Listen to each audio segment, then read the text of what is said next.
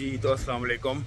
आज की वीडियो में हम डिस्कस करेंगे कि जो लोग शेंजन वीज़ा खुद से अप्लाई करना चाहते हैं बगैर किसी एजेंट के, वो घर बैठे कौन कौन से डॉक्यूमेंट्स खुद से रेडी करके अपनी फ़ाइल जमा करवा सकते हैं। तो सबसे पहले जो आपको चाहिए होगा वो आपकी 6 मंथ की बैंक स्टेटमेंट है। बैंक स्टेटमेंट जो है वो अगर आप जॉब कर रहे हैं तो आपने उसमें सिर्फ अपनी सैलरी क्रेडिट शो करवानी है, और अगर आप बिज़नेस आप कर रहे हैं तो सिर्फ आपके बिज़नेस ट्रांजैक्शन उसमें शो होंगी, उसमें आप अपना पर्सनल खर्चा कोई शो नहीं करेंगे।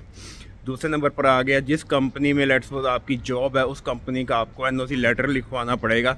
उसमें आपने मेंशन करवाना है कि मैं फ़लाँ मुल्क में, वो चाहे स्पेन है, इटली है, फ्रांस है, जिधर भी आप घूमना चाहते हैं, ठीक है, कौन कौन सी जगह आपने घूमना चाहते हैं वो कवर लेटर आप अलग तैयार करेंगे, और एनओसी लेटर पर आप लिखवाएंगे कि ये कंपनी मेंशन करेगी कि ये बंदा घूमने फिरने जा रहा है और हमें कोई इतराज़ नहीं है। तो उस पर आपका कंपनी का जो ओरिजिनल लेटर हेड है उस पर कंपनी की स्टैंप लगेगी और साइन होंगे।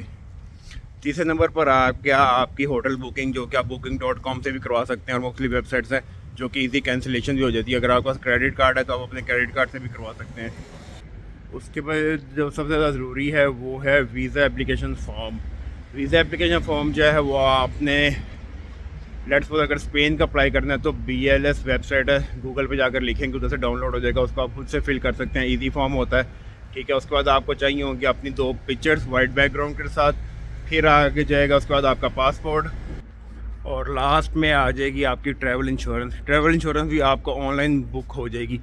एक ख़ास चीज़ जो आपने माइंड में रखनी है वो ये है कि जितनी देर की आप ट्रैवल इंश्योरेंस बुक करेंगे, बेशक वो 1 हफ़्ते की आपने फ़ीस पे की है, उतना ही आपको वीज़ा मिलेगा। यह चीज़ आपने माइंड में रखनी है कि ट्रैवल इंश्योरेंस अगर आप 1 मंथ की पे करेंगे फ़ीस तो आपको 1 मंथ का ही वीज़ा इशू होगा, क्योंकि कुछ लोगों को ये चीज़ पता नहीं होती, वो कम पैसों के चक्करों में अप्लाई कर देते हैं और बाद में उनको पता लगता है कि वीज़ा तो उनका 1 हफ़्ते का ही है, 2 हफ़्ते का लग के आया है।